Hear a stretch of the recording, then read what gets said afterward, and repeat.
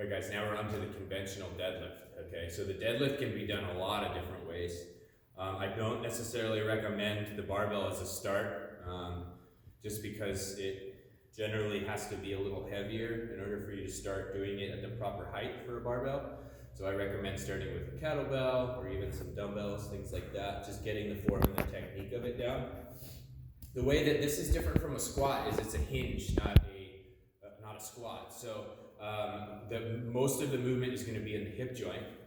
The torso is going to be isometrically locked in place, shoulders, lats, stomach, things are going to be locked down because we don't want any spinal movement as we do the lift. You'll see some people that do this lift have some curve to their back. It's actually not a bad thing if that's where they always move from. So if they hinge, even if they're curved, that's okay. It's if they hinge and the curve increases, that's when it's a little dangerous on the back. So for the setup of this, we want to be as close to the bar as possible. We want the most efficient path as we lift it up. You want to think about that bar traveling in a straight up path until I stand, okay? I'm going to reach my hands onto the outside of my shins. Now you notice my weight's kind of forward and my back's rounded. I do that on purpose when I set up because it reminds me to do the next couple cues to set back. So the first thing I'm going to do is I'm going to kind of break the bar with my arms, and what that's going to do is turn my lats on and get my shoulders nice and straight. So I'm going to break the bar, okay, that activates my shoulders.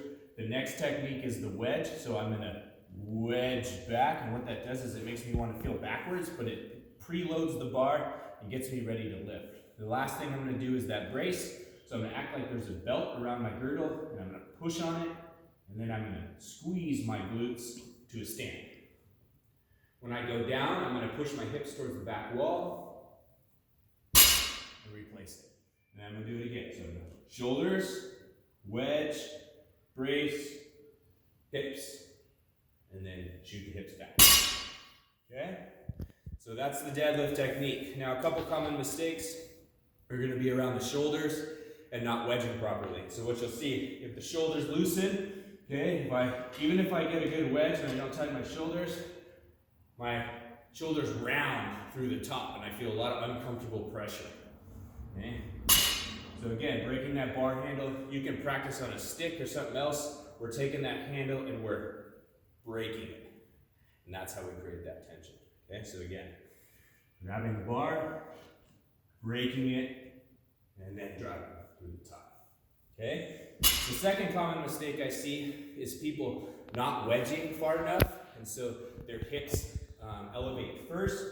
So this looks like this. So I'm here, I'm set up, even though my back is straight, maybe my shoulders, I'm really far forward. So when I lift, my knees are going to straighten first. I'm going to feel more hamstring with this, and then when I fatigue, I'm going to feel more lower back.